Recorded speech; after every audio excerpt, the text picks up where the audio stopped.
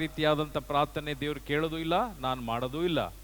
ದಯವಿಟ್ಟು ಪ್ರಾರ್ಥನೆಗೆ ನೀವು ಯಾವಾಗಲೂ ರೆಗ್ಯುಲರ್ ಆಗಿ ಬನ್ನಿರಿ. ನಿಮ್ಮ ಮಗಳು ಓಡೋದಕ್ಕೆ ಆವಾಗ ನಿಮಗೆ ದೇವರು ಅದ್ಭುತ ಮಾಡಿದ್ದು. ಅಲ್ಲಿಂದ ಪ್ರಾರ್ಥನೆಗೆ ಬಾ, ನಿನ್ನ ಮಗಳು ಓಡೋಗ್ತಾಳೆ, ನಿನ್ನ ಮಗಳು ದಾರಿ ತಪ್ಪಿಯಾಳೆ. ಅದಕ್ಕಾಗಿ ನಿಮ್ಮ ಮನೆಯಲ್ಲಿ ಬರ್ತಕ್ಕಂಥ ದೊಡ್ಡ ಒಂದು ಅನಾಹುತದಿಂದ ತಪ್ಪಿಸುವುದಕ್ಕಾಗಿ, ಪ್ರಾರ್ಥನೆಯಲ್ಲಿ ನೀನು ಬೆಳೆಯುವುದಕ್ಕಾಗಿ, ನಿನ್ನ ಕುಟುಂಬವನ್ನು ಐಕ್ಯತೆಯಿಂದ ಸಮಾಧಾನದಿಂದ ದೇವನಲ್ಲಿ ಭಯಭಕ್ತಿ ಉಳ್ಳವರಾಗಿ ಜೀವಿಸುವುದಕ್ಕಾಗಿಯೇ ನಿನ್ನನ್ನು ದೇವನು ಅಂದು ಆರಿಸಿಕೊಂಡು ಒಂದು ದೊಡ್ಡ ಅದ್ಭುತವನ್ನು ನಿನಗೆ ಮಾಡಿ ಸದಾಕಾಲ ನೀನು ಪ್ರಾರ್ಥನೆಗೆ ಬಾ, ಪ್ರಾರ್ಥನೆ ಮಾಡು. ಅದಲ್ಲ, ಆ ಟೈಮ್ಗೆ ಏನಾಗಬೇಕು, ಒಳ್ಳೇದಾಗಬೇಕು. ಅದಾದಮೇಲೆ ದೇವ್ರಿಗೊಂದು ನಮಸ್ಕಾರ, ಚರ್ಚ್ಗೊಂದು ನಮಸ್ಕಾರ, ಪ್ರಾರ್ಥನೆಗೊಂದು ನಮಸ್ಕಾರ. ಅದಾದಮೇಲೆ ಅವರು ಆಡಿದ್ದೆ ಹಾಡು ಕಿಸ್ ಬಾಯ್ ದಾಸ. ಇದೆ ನಮ್ಮ ಜನದ್ದು ಭಯಂಕರ ಪ್ರಾಬ್ಲಮ್ ಅಂದರೆ ಇದೆ. ಅದಕ್ಕೆ ದೇವನ ವಾಕ್ಯ ಹೇಳ್ತದೆ, ಇಲ್ಲಿ ವಾಕ್ಯ ದೊಡ್ಡ ಸೀರಿಯಸ್ ಆದಂಥ ವಾಕ್ಯ. ನಮ್ಮಲ್ಲಿ ಅಡಗಿರ್ತಕ್ಕಂಥ ಈ ಪಾಪ ಯಾವಾಗ ಬೇಕಾದರೂ ಒಡೆಯುತ್ತೆ.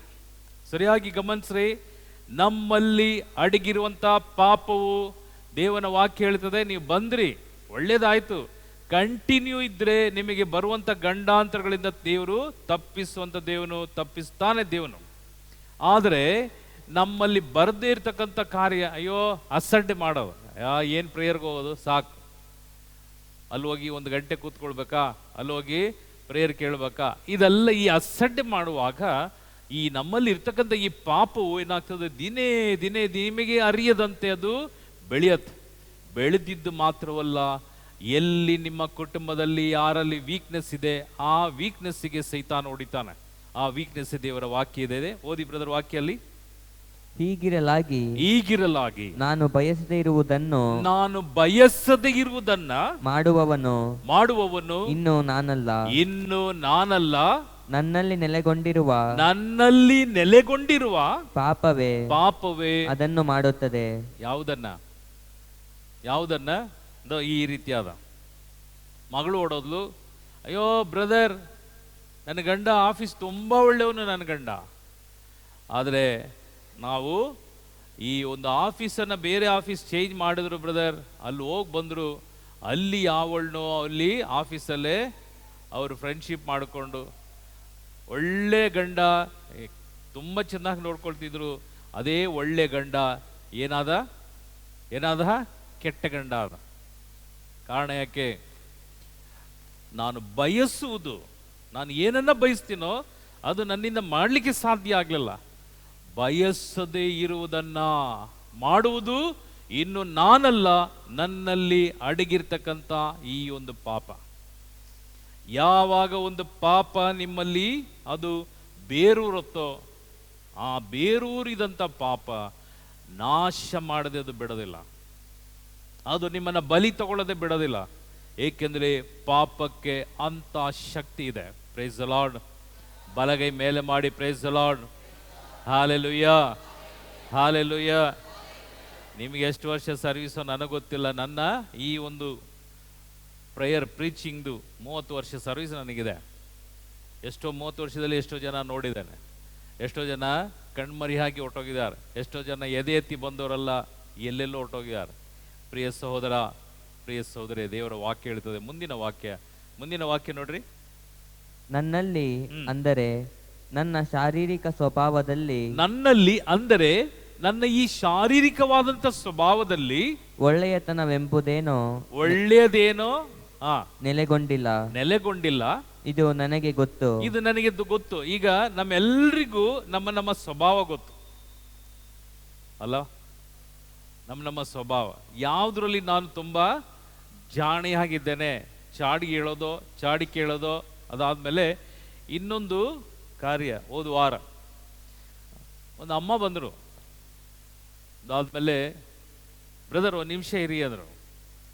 ಸರಿ, ಚೀಲದಿಂದ ಅವ್ರ ಬ್ಯಾಗಲ್ಲಿ ಓಪನ್ ಮಾಡಿ ಬಗ್ಗಿ ಹುಡುಕಿದ್ರು. ಲಾಸ್ಟಲ್ಲಿ ಬ್ರದರ್ 1 ನಿಮಿಷ ಬ್ರದರ್, ನಾನು ಏನೋ ಈ ಅಮ್ಮ ಏನು ತಂದಿದೆಯೇನೋ ಗೊತ್ತಿಲ್ಲ, ನಾವೇನು ತಿಳ್ಕೊಳ್ಬೇಕು, ಯಾಕಂದರೆ ಚೀಲ ಓಪನ್ ಮಾಡಿ ಹುಡುಕ್ತಾ ಇತ್ತು. ಸರಿ, ಹುಡುಕಿದ ಮೇಲೆ ಅದರಲ್ಲಿ ಒಂದು ಚೀಲ ಇತ್ತು, ಅದರಿಂದ ಒಂದು ಲಿಸ್ಟ್ ತೆಗಿತ್ತು. ಇಷ್ಟುದ್ದ ಈ ಮದುವೆಗೆ ಭಟ್ರು ಲಿಸ್ಟ್ ಹಾಕಿ ಕೊಡ್ತಾರೆ. ಆ ರೀತಿಯಾದಂತೂ ಇಷ್ಟುದ್ದ ದೊಡ್ಡದು ಚೀಟಿ. ಬ್ರದರ್ ಇದನ್ನು ನೋಡ್ರಿ, ಅದನ್ನು ನಾನು ಹೇಳಿದೆ ಇಟ್ಕೊಳ್ಳಿ, ನೀವು ಹೇಳ್ಬಿಡ್ರಿ, ಯಾಕಂದ್ರೆ ನಾನು ಅರ್ಜೆಂಟ್ ಹೋಗ್ತಾ ಇದ್ದೇನೆ. ಬ್ರದರ್ ಇಷ್ಟು ದುಡ್ಡು ನನಗೆ ಬರಬೇಕು, ಆ ಲಿಸ್ಟಲ್ಲಿರೋದು ಅಷ್ಟು ದುಡ್ಡು ನನಗೆ ಬರಬೇಕು. ಇದರಲ್ಲಿ ಬಂದರೆ ನಾನು ಎಷ್ಟೋ ಪ್ರಯತ್ನ ಎಲ್ಲ ಮಾಡಿದೆ, ಬರುವಂಥದ್ದು ಬಂದಿಲ್ಲ. ನೀವು ಪ್ರೇಯರ್ ಮಾಡಿ ಇದು ನನಗೆ ಸಿಕ್ಕಿದರೆ ಬ್ರದರ್, ಇದರಲ್ಲಿ 25% ಯಾರಿಗೆ? ನನಗೆ ಕಮಿಷನ್ 25%. ಎಷ್ಟಿದೆ ಟೋಟಲ್ ಅಂತ ಹೇಳಿದ್ರೆ 14 ಲಕ್ಷದ ಚಿಲ್ಲರೆ.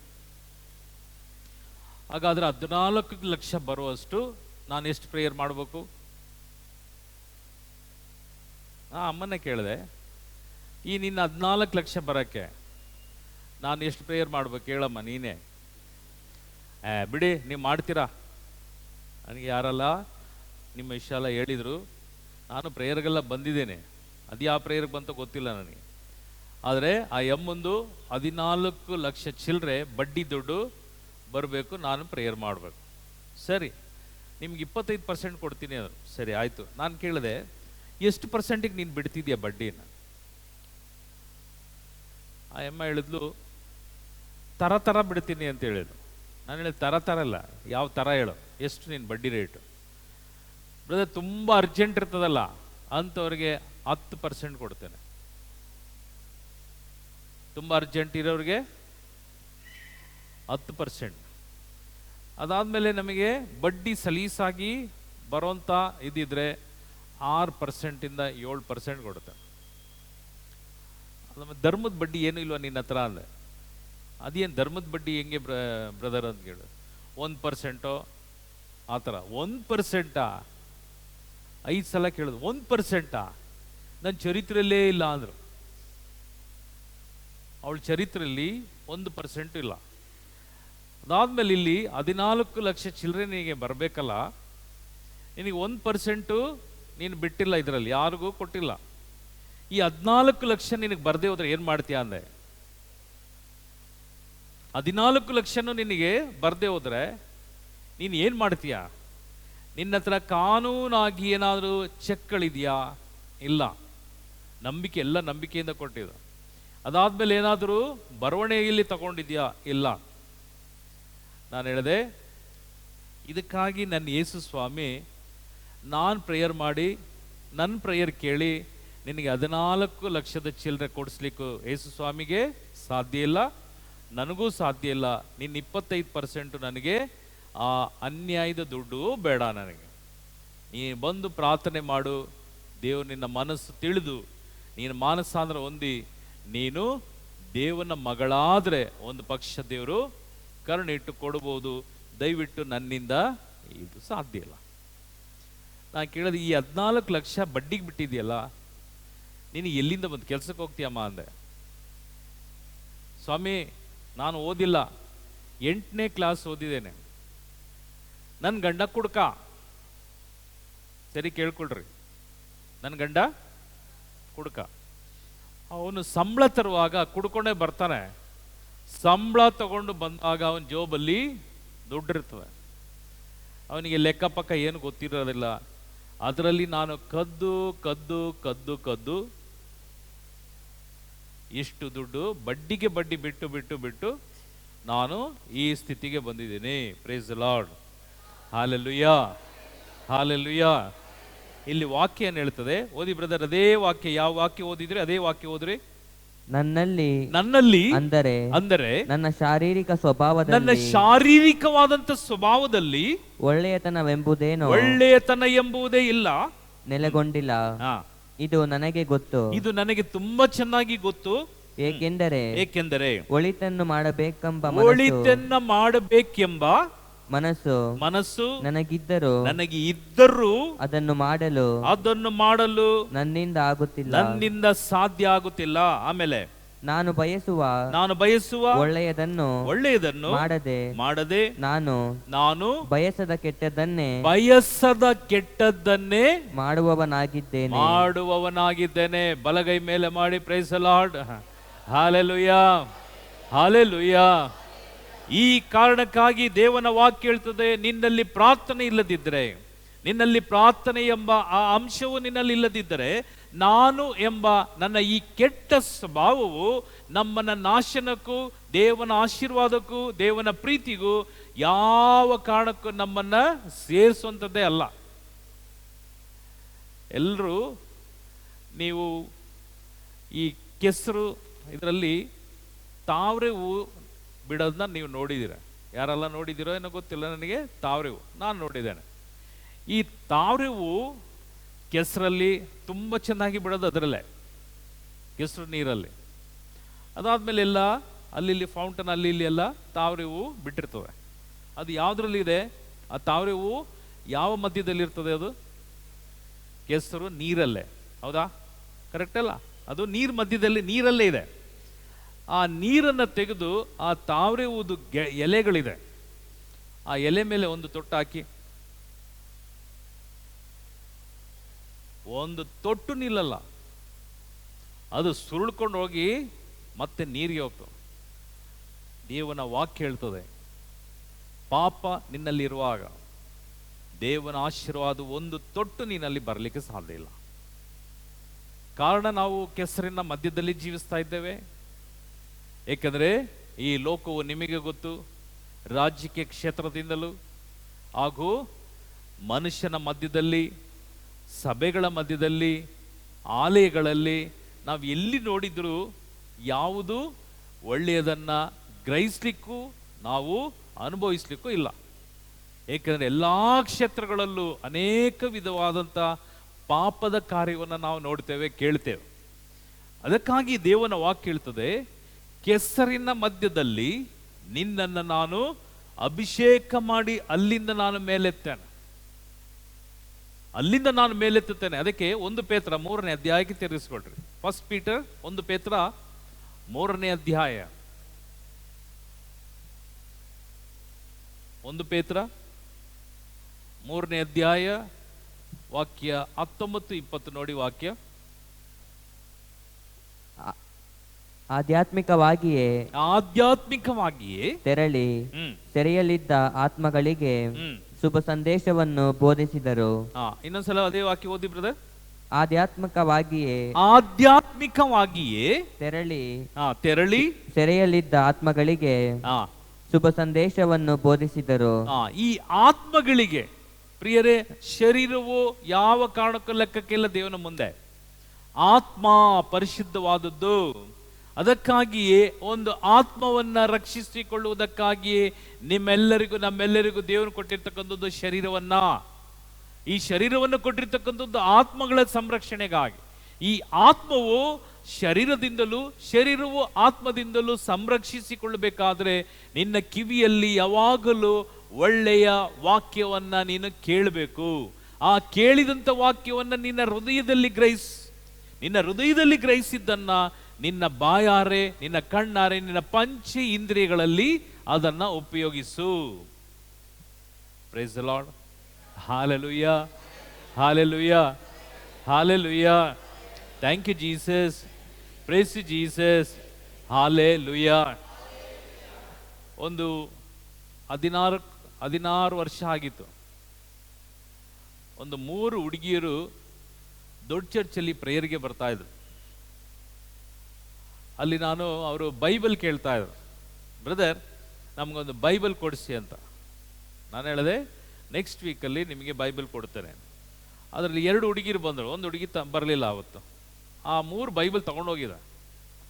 ಆ 2 ಹುಡುಗಿರಿಗೆ ನಾನು ಆ ಬೈಬಲನ್ನು ಕೊಟ್ಟೆ. ಇದನ್ನು ಬ್ಲೆಸ್ ಮಾಡಿ ಅಂತ ಹೇಳಿದೆ. ಹಿಂದೂ ಮಕ್ಕಳು ಬ್ಲೆಸ್ ಮಾಡಿ. ನಾನು ಹೇಳಿದೆ, ಅದು ನಮಗೆ ಬ್ಲೆಸ್ ಮಾಡುವಂಥದ್ದು.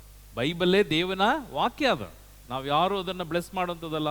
ಅದು ನಮ್ಮಲ್ಲಿ ಇರುವಾಗ ಅದೇ ನಮಗೆ ಆಶೀರ್ವಾದ. ಸರಿ, ಅವರು ಕೈ ಮುಕ್ಕೊಂಡು ಕೊಟ್ಟರು. ಬ್ರದರ್, ಅದರಲ್ಲಿ ನೀವು ಬರೀರಿ, ನಿಮ್ಮದು ಗಿಫ್ಟ್ ಅಂತ ಬರೆದು ಕೊಡ್ರಿ ಅಂತ. ನಾನು ಹೇಳಿದೆ, ಆಯಿತು ಅಂತೇಳಿ Prabhavani ministry presented by brother Anand ಅಂತ ಹಾಕಿ ಡೇಟ್ ಹಾಕಿ ಕೊಟ್ಟೆ. ಈ PU ರಿಸಲ್ಟ್ ಬಂತು ಮೊನ್ನೆ. ಆ ರಿಸಲ್ಟ್ ಟೈಮಲ್ಲಿ ಒಂದು ಹುಡುಗಿ ಫೋನ್ ಮಾಡಿದ್ರು, ಬ್ರದರ್ ನೀವು ನನಗೆ ಬೈಬಲ್ ಕೊಟ್ಟರಲ್ಲ. ಹೌದು. ಆ ಹುಡುಗಿ ನನಗೆ ಜ್ಞಾಪಕ ಇಲ್ಲ ಯಾವಾಗ ಏನಂತ ಕೇಳುವಾಗ ಅವಳು ಹೇಳಿದ್ರು, ಇಷ್ಟು ವರ್ಷಕ್ಕೆ ಹಿಂದೆ ನಾವು ಚರ್ಚಿಗೆ ಬರ್ತಾ ಇದ್ವಿ, ದೊಡ್ಡ ಚರ್ಚಲ್ಲಿ ನಾವು ಗುಡ್ ಶೆಫರ್ಡ್ ಕಾನ್ವೆಂಟಲ್ಲಿ ಇದ್ದವರು. ಅದಾದಮೇಲೆ ಬೇರೆ ನಾವು ಹೈಯರ್ ಸ್ಟಡಿಗಾಗಿ ಮೈಸೂರಲ್ಲೇ ರೂಮ್ ಮಾಡಿ ದೊಡ್ಡ ಚರ್ಚಿಗೆ ಪ್ರೇಯರ್ಗೆ ಬರ್ತಾ ಇದ್ವಿ. ಅಲ್ಲಿ ನೀವು ನನಗೆ ಗಿಫ್ಟ್ ಕೊಟ್ಟಿರಲ್ಲ. ಸರಿ, ನನಗೆ ಜ್ಞಾಪಕ ಇಲ್ಲ, ಯಾಕಂದರೆ ಎಷ್ಟೋ ವರ್ಷ ಆಯಿತು. ಸರಿ, ಈಗೇನು ವಿಷಯ ಏನು ಬ್ರದರ್? ನಾನೊಂದು ಅಪ್ಪಟ ಹಿಂದೂ ಕುಟುಂಬಕ್ಕೆ ಸೇರಿದಂಥ ಒಂದು ಹುಡುಗಿ. ನಮ್ಮ ತಂದೆ, ನಮ್ಮ ಪೂರ್ವಿಕರು ಭಯಂಕರ ಆರ್ಥೋಡಾಕ್ಸ್ ಫ್ಯಾಮಿಲಿ. ಅದಾದಮೇಲೆ ನಮ್ಮ ಮನೆಯಲ್ಲಿ ಘೋರವಾದಂಥ ಒಂದು ದೊಡ್ಡ ಗಂಡಾಂತರ ನಡೀತು. ಅದು ನನ್ನ ತಂದೆಯ ಕಾಯಿಲೆ, ಅನಿರೀಕ್ಷಿತವಾಗಿ ಬಂದಂಥ ಕಾಯಿಲೆ. ಆಗ ನಮ್ಮ ಅಣ್ಣ, ಅದಾದಮೇಲೆ ನಮ್ಮ ತಂದೆ ಕೂಡಿಟ್ಟಂಥ ಎಲ್ಲ ಹಣ ಎಷ್ಟು ಖರ್ಚು ಮಾಡಿದ್ರು ಡಾಕ್ಟರ್ ಹೇಳಿದ್ರು ಉಳಿಯಲ್ಲ ಅಂತ. ನೀವು ಯಾವಾಗಲೂ ಹೇಳ್ತಾ ಇದ್ರಿ, ದೇವನ ವಾಕ್ಯ ಅತಿ ಪರಿಶುದ್ಧ. ವಿಶ್ವಾಸದೊಂದಿಗೆ ಯಾರು ಪ್ರಾರ್ಥನೆ ಮಾಡ್ತಾರೋ, ಅದು ಯಾರೇ ಆಗಿರಲಿ, ದೀಕ್ಷೆ ಪಡೆದಿರೋರು, ದೀಕ್ಷೆ ಪಡಿದೇ ಇರೋರು, ದೀಕ್ಷೆಯಲ್ಲಿ ನಿನ್ನ ಆತ್ಮ ಅಂದರೆ ಆತ್ಮ ಅಲ್ಲಿ ಯಾರು ಪೂರ್ಣವಾದ ನಂಬಿಕೆ ನಿರೀಕ್ಷೆಯಲ್ಲಿ ಪ್ರಾರ್ಥನೆ ಮಾಡ್ತಾನೋ ಅವನು ದೀಕ್ಷೆ ತೆಗೆದಂಗೆ. ಆದರೆ ಸ್ವರ್ಗದಲ್ಲಿ ನಮಗೆ ಜಾಗಗಳು ವ್ಯತ್ಯಾಸ ಇರ್ತದೆ ಅಷ್ಟೇ.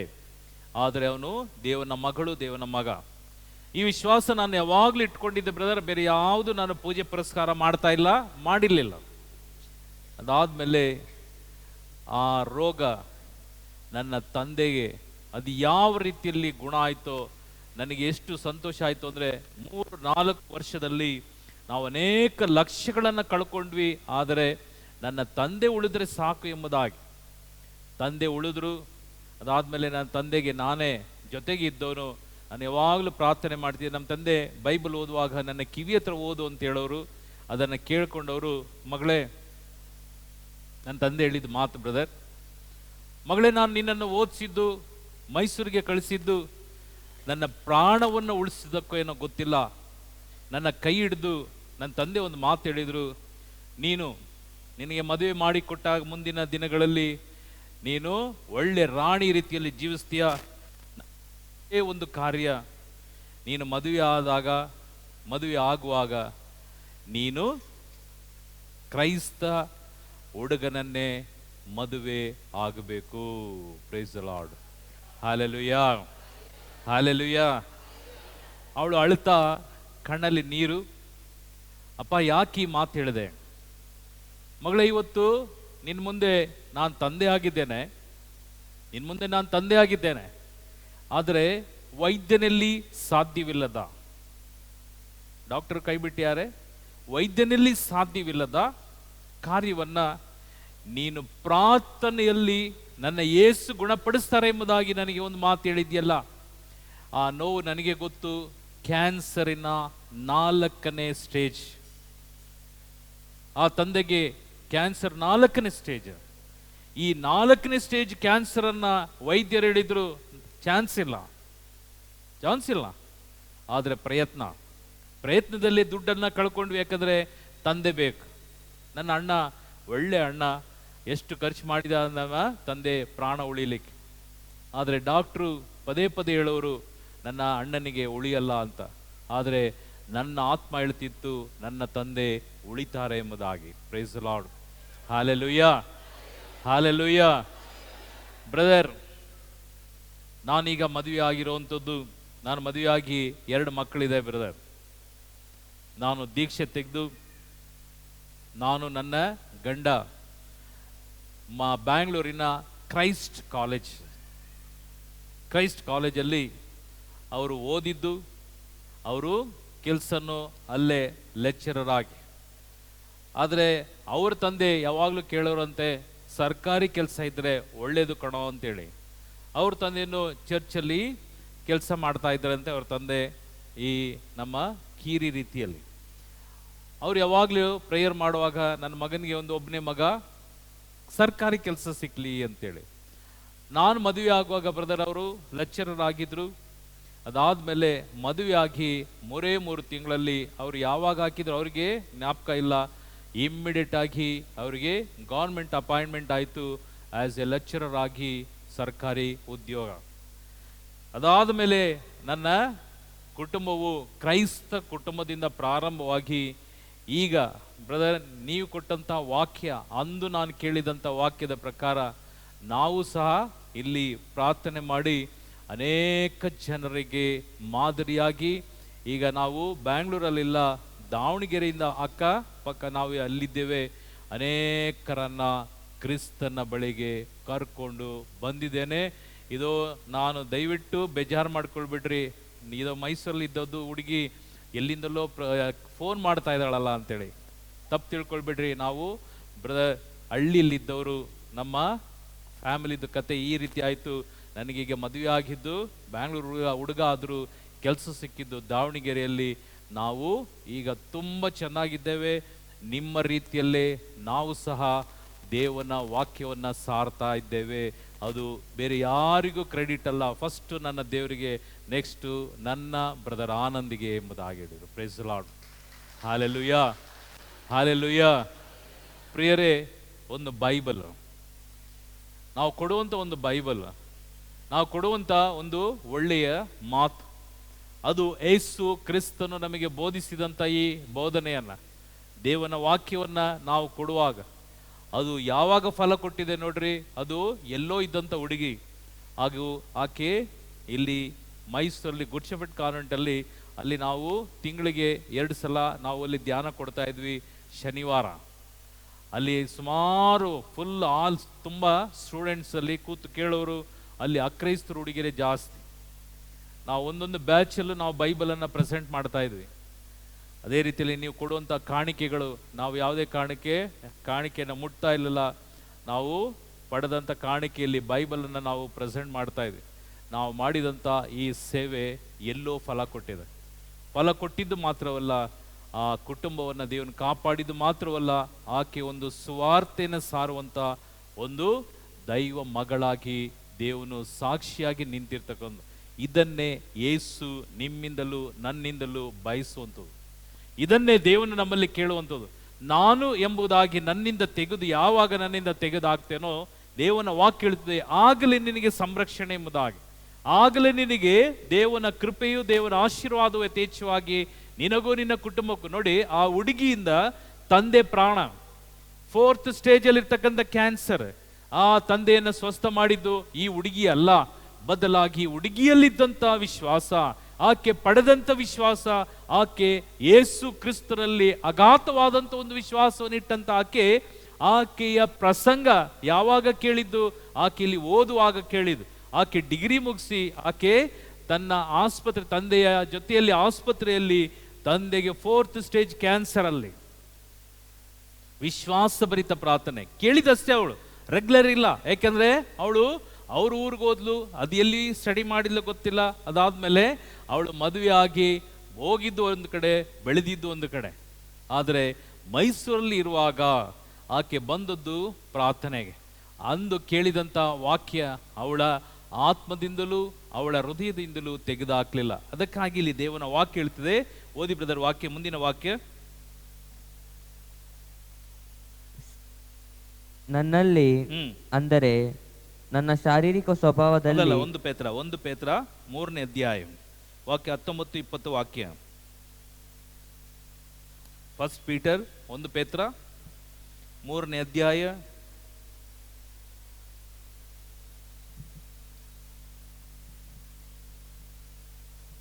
ಆಧ್ಯಾತ್ಮಿಕವಾಗಿಯೇ ತೆರಳಿ ಸೆರೆಯಲ್ಲಿದ್ದ ಆತ್ಮಗಳಿಗೆ ಶುಭ ಸಂದೇಶವನ್ನು ಬೋಧಿಸಿದರು. ಪೂರ್ವ ಕಾಲದಲ್ಲಿ ನೋವನು ನಾವೆಯನ್ನು ಕಟ್ಟುತ್ತಿದ್ದಾಗ ತಾಳ್ಮೆಯಿಂದಿದ್ದ ದೇವರಿಗೆ ಅವಿಧೇಯಾದರಿಗಿದ್ದ ಆತ್ಮಗಳೇ ಅವು. ನಾವೆಯೊಳಗಿದ್ದ ಕೆಲವರು, ಅಂದರೆ 8 ಜನರು ಜಲದಿಂದ ರಕ್ಷಣೆ ಹೊಂದಿದರು. ಹ್ಮ್ ಇದು ದೀಕ್ಷಾ ಸ್ನಾನವನ್ನು ಸೂಚಿಸುವ ಒಂದು ಸಂಕೇತ. ಹ್ಮ್ ಈ ದೀಕ್ಷಾ ಸ್ನಾನ ಯೇಸು ಕ್ರಿಸ್ತರ ಪುನರುತ್ಥಾನದ ಮೂಲಕ ನಿಮಗೆ ಜೀವೋದ್ಧಾರವನ್ನು ನೀಡುತ್ತದೆ. ಇಲ್ಲಿ ಒಂದು ವ್ಯಕ್ತಿ ನೋವದಿಂದ ಅಲ್ಲಿ ಅವನ ಬೋಟಲ್ಲಿ 8 ಜನ ರಕ್ಷಣೆ ಹೊಂದಿಕೊಂಡ್ಯಾರ. 8 ಜನ ಮಾತ್ರವಲ್ಲ, ಆತನ ಜೊತೆಯಲ್ಲಿರ್ತಕ್ಕಂಥ ಕ್ರಿಮಿ ಕೀಟಗಳು, ಪಕ್ಷಿ ಹಾಗೂ ಜಲಚರಗಳು, ಪ್ರತಿಯೊಂದು ಪ್ರಾಣಿ ಎಲ್ಲವೂ ಆತನ ಶಿಪ್ಪಲ್ಲಿತ್ತು. ಅದೆಲ್ಲದಕ್ಕೂ ದೇವನು ಒಂದು ವ್ಯಕ್ತಿಯ ಮೂಲಕ ರಕ್ಷಣೆಯನ್ನು ಕೊಟ್ಟಿದ್ದ, ಒಂದು ವ್ಯಕ್ತಿಯ ಮೂಲಕ ಬಿಡುಗಡೆಯನ್ನು ಕೊಟ್ಟೋದು. ನಾವು ತಿಳ್ಕೋಬಹುದು, ನನ್ನ ಪ್ರಾರ್ಥನೆಗೆ ದೇವರು ಸದುತ್ತರ ಕೊಡ್ತಾರಾ, ನನ್ನ ಪ್ರಾರ್ಥನೆಗೆ ಭಾರತ ದೇಶ ಬದಲಾವಣೆ ಆಗ್ತದ, ನನ್ನ ಪ್ರಾರ್ಥನೆಗೆ ದೇವರು ಕಿವಿ ಕೊಡ್ತಾರ, ನನ್ನ ಕುಟುಂಬ ಬದಲಾವಣೆ, ನನ್ನ ಗಂಡ ಬದಲಾವಣೆ ಆಗ್ತಾನ? ಇದು ಅನೇಕರ ಪ್ರಶ್ನೆ ಆಗಿರ್ಬೋದು. ಪ್ರಿಯ ಸಹೋದರ, ಪ್ರಿಯ ಸಹೋದರಿಯರೇ, ದೇವನ ವಾಕ್ಯ ನಿಮ್ಮ ಪ್ರಾರ್ಥನೆಗೆ ದೇವನು ಸದಾಕಾಲ ಕಾಯುವಂಥ ದೇವನು. ಸದಾಕಾಲ ನಿಮ್ಮ ಪ್ರಾರ್ಥನೆಗೆ ದೇವನು ಸದ್ದುತ್ತರ ಕೊಡುವುದಕ್ಕಾಗಿಯೇ ಯೇಸು ಕ್ರಿಸ್ತನು ಈ ಲೋಕದಲ್ಲಿ ನಿಮಗಾಗಿ ನನಗಾಗಿ ಮನುಷ್ಯನ ಅವತಾರವನ್ನು ತಾಳಿ ಸತ್ತು ಪುನರುತ್ಥಾನ ಹೊಂದಿ ದೈವ ಮಹತ್ವವನ್ನು ತೋರ್ಪಡಿಸಿದಂಥ ಮಹಾ ಕಾರ್ಯ ಇದು ಈ ಪುನರುತ್ಥಾನದ ಚಿತ್ರ. ಈ ಪುನರುತ್ಥಾನವು ಈ ಲೋಕದಲ್ಲಿ ಯಾವ ವ್ಯಕ್ತಿಯೋ ಯಾವ ಸಂತರೋ ಪುನರುತ್ಥಾನ ಆಗಲಿಲ್ಲ. ಅವರು ಯಾವ ಕಾರಣಕ್ಕೂ ದೇವರ ಮಹಿಮೆಯನ್ನ ಹೊಂದಿದ್ರು, ಆದರೆ ದೇವನ ಮಹತ್ವವನ್ನ ಅವರು ತೋರ್ಪಡಿಸುವುದ ಆ ಸ್ಮಶಾನಗಳು ಎಲ್ಲಿಯೋ ಖಾಲಿಯನ್ನ ನಾವು ನೋಡಲಿಲ್ಲ.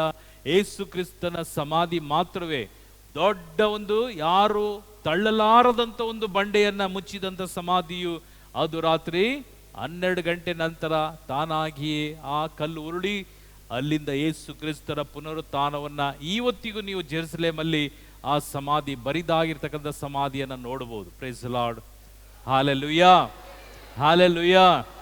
ಅದಕ್ಕಾಗಿ ಯೇಸು ಕ್ರಿಸ್ತನ ವಾಕ್ಯ ಇದಾಗಿದೆ, ನಿನ್ನ ಆತ್ಮದಲ್ಲಿ ನೀನು ಶರೀರದ ಮೂಲಕ ಸಂರಕ್ಷಣೆ ಮಾಡ್ಕೋ.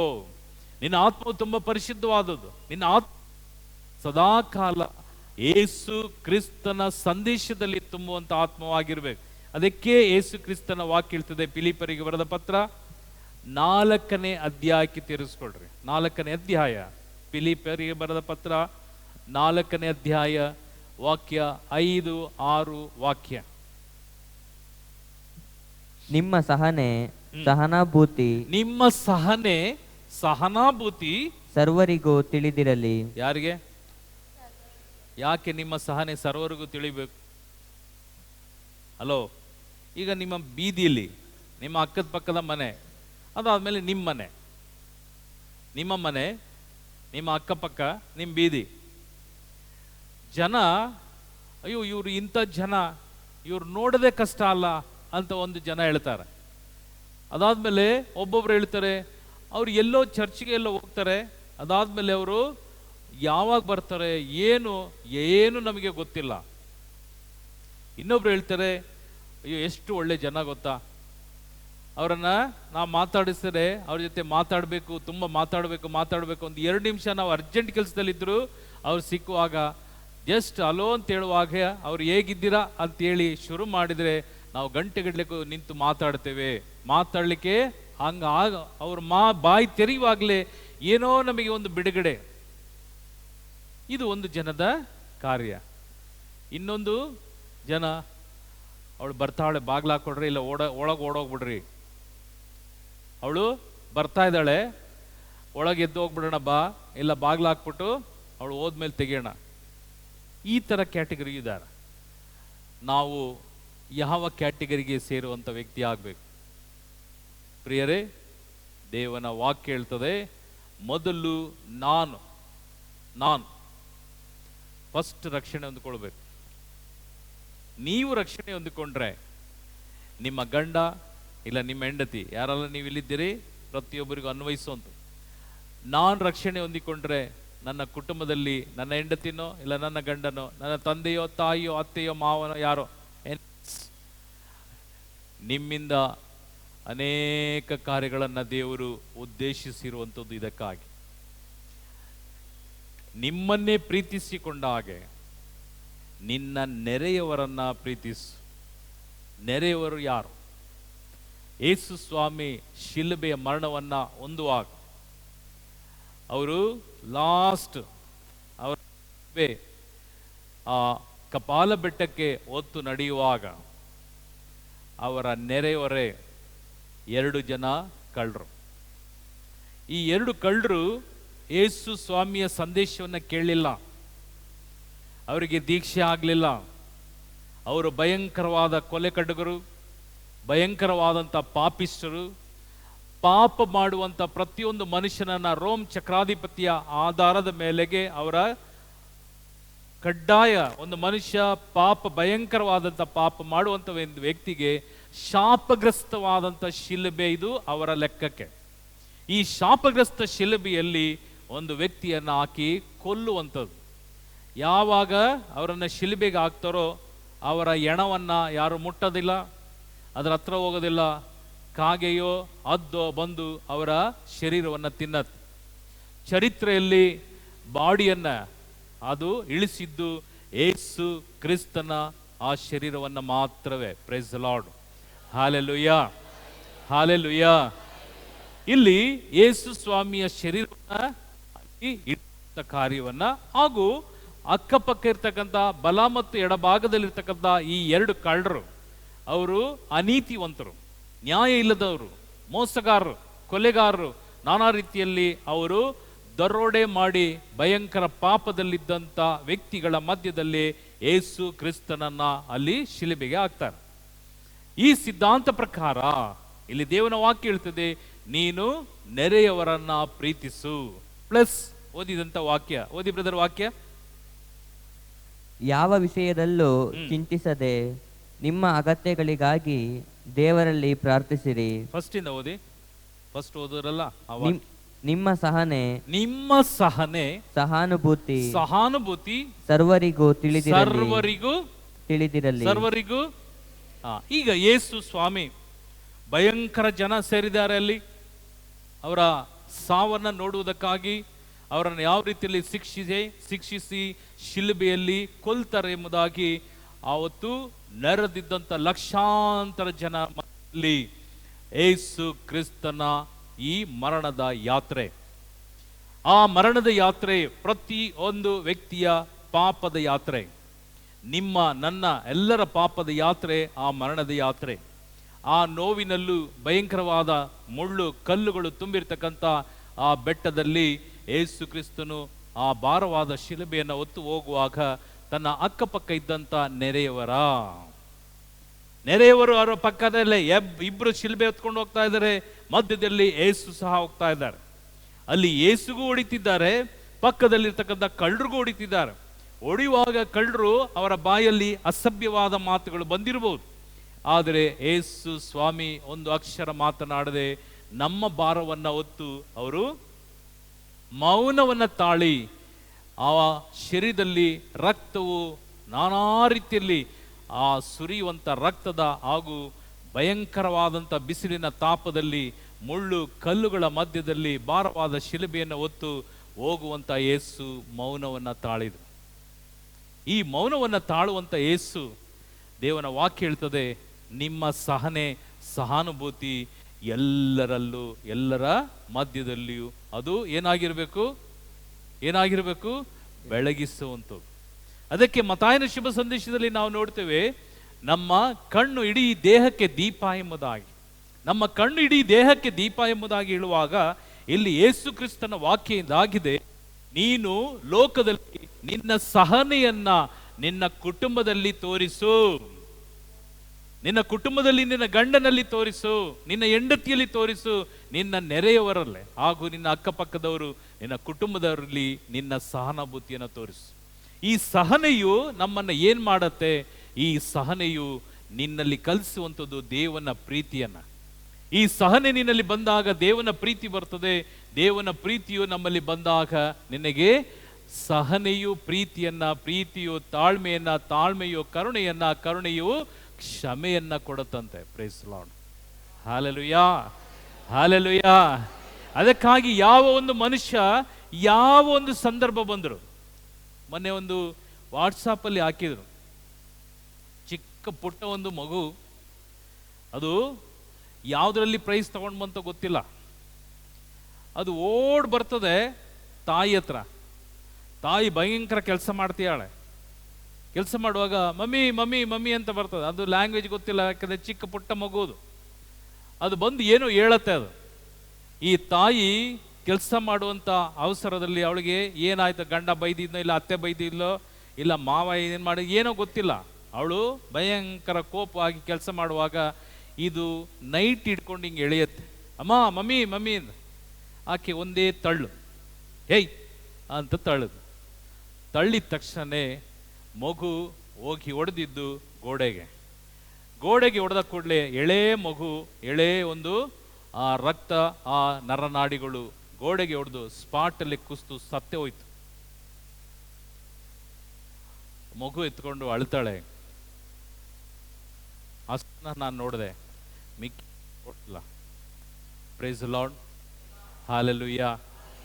ಪ್ರಿಯ ಸಹೋದರ, ಪ್ರಿಯ ಸಹೋದರಿಯೇ, ನೀ ಜನ್ಮ ಕೊಟ್ಟಂತ ಮಗು ಅದು ಎಷ್ಟು ಪ್ರೀತಿಯಿಂದ ಆ ಮಗುಗೂ ತಾಯಿ ವಯಸ್ಸನ್ನು ಕ್ಯಾಲ್ಕುಲೇಟ್ ಮಾಡ್ರಿ. ಒಂದು 25 ಇಲ್ಲ 20 ಇಲ್ಲ 30 ವಯಸ್ಸಿರ್ಬೋದು ತಾಯಿಗೆ. ಮಗುವಿಗೆ ಒಂದು 2.5-3 ವರ್ಷದ ಮಗು. ಆ ಮಗುವಿನ ಉದ್ದೇಶ ಏನು? ನನಗೇನೋ ಒಂದು ಬಂದಿದೆಯಲ್ಲ, ನನ್ನ ಅಮ್ಮನಿಗೆ ತೋರಿಸೋಣ ಎಂಬುದಾಗಿ ಓಡಿ ಬಂದಂಥ ಪ್ರೀತಿಯಿಂದ ಆ ಮಗು ತನ್ನ ಆವ ಭಾವಗಳನ್ನು ತೋಡಿಕೊಳ್ಳುವಂಥದ್ದು ತನ್ನ ಜನ್ಮ ಕೊಟ್ಟಂಥ ತಾಯಿ ಹತ್ರ. ಆ ತಾಯಿ ಹತ್ರ ಓಡಿ ಬರುವಾಗ ಈಕೆಯ ಕೋಪ, ಈಕೆಯ ತಾಪ, ಈಕೆಯ ಮನಸ್ಸಲ್ಲಿ ಏನು ತುಂಬಿಕೊಂಡು ಕೆಲಸ ಮಾಡ್ತಿದ್ಲು, ಆ ಮಗು ತಾಯಿಯ ಬಟ್ಟೆಯನ್ನು ಹಿಡಿದು ಎಳೆಯುವಾಗ ಆ ತಾಯಿಯ ಕೋಪ ಮಗುವಿನ ಮೇಲೆ ತಳ್ಳಿದ್ದು. ಆ ಮಗುವಿನ ಪ್ರಾಣವೇ ಹೋದ ಮೇಲೆ ದೇವನ ವಾಕ್ಯ ಹೇಳ್ತದೆ, ಮಗುವಿನ ನೀನು ದಿನ ಇಡೀ ಹತ್ರ ಆ ಮಗುವಿನ ಪ್ರಾಣವನ್ನು ನೀನು ಕೊಡಲಿಕ್ಕೆ ಸಾಧ್ಯ ಇಲ್ಲ. ಆ ಮಗು ಸತ್ತು ಹೋದ್ಮೇಲೆ ಅದು ಬಂದಂಥ ರಭಸ, ಆ ಮಗು ಬಂದಂಥ ರಭಸ ಆ ಪ್ರೀತಿಯನ್ನು ಹಂಚಿಕೊಳ್ಳದಂಥ ಈ ತಾಯಿ ಮಗುವನ್ನ ತಳ್ಳಿದಂಥ ಆ ಕ್ಷಣಗಳು ಯೋಚನೆ ಮಾಡಿ ನೋಡ್ರಿ. ನಿನ್ನ ತಾಳ್ಮೆ, ನಿನ್ನ ಸಹನೆ, ನಿನ್ನ ಸಹನಾಭೂತಿ. ಶಿಕ್ಷಿಸುವಾಗ ಶಿಕ್ಷಿಸ್ಬೇಕು, ಆದರೆ ಚಿಕ್ಕ ಮಗುಗೆ ತಳ್ಳುವಂಥದ್ದಲ್ಲ. ಅದಾದ್ಮೇಲೆ ಶಿಕ್ಷಣವೂ ಕೊಡು, ಶಿಕ್ಷಿಸು. ಬೈಬಲ್ ಹೇಳ್ತದೆ, ಬೆತ್ತ ಎತ್ತದೇ ಇರುವಂತ ತಂದೆಯು ಮಕ್ಕಳಿಗೆ ಶತ್ರು ಎಂಬುದಾಗಿ. ಬೆತ್ತನ ಎತ್ತಬೇಕು, ಆದರೆ ಹೊಡೆಯುವಂಥ ಜಾಗದಲ್ಲಿ ಹೊಡಿಬೇಕು. ಆದರೆ